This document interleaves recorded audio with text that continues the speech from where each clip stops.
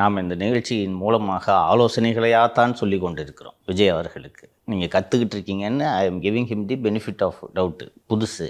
So அந்த மாதிரி இருக்கும்போது நீங்கள் வந்து குட்டையை குழப்பி திருப்பி திமுகவை ஜெயிக்க வைக்கிற வேலையை செஞ்சீங்கன்னா தமிழ்நாடு உங்களை மன்னிக்காது. இவ்வளோதான் சொல்கிறோம். You're not serious.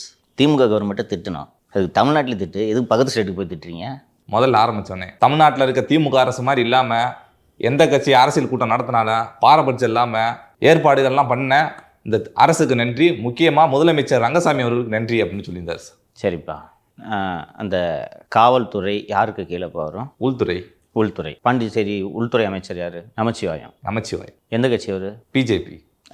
ஸோ இப்போ இந்த ஏற்பாடு பண்ணி கொடுத்தது பிஜேபியாங்க வேற சார்? யாரு?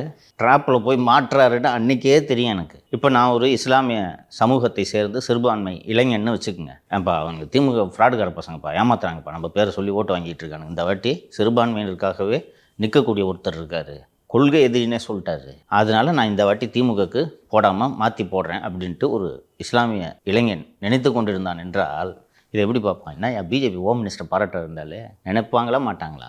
சார் எனக்கு என்ன தோணுதுன்னா, நம்ம ஹோம் மினிஸ்டர் தான் பாராட்டுறோம்னு தெரிஞ்சு பாராட்டினாரானே டவுட் இருக்கு. நான் இதற்கு கருத்து சொல்ல விரும்பவில்லை.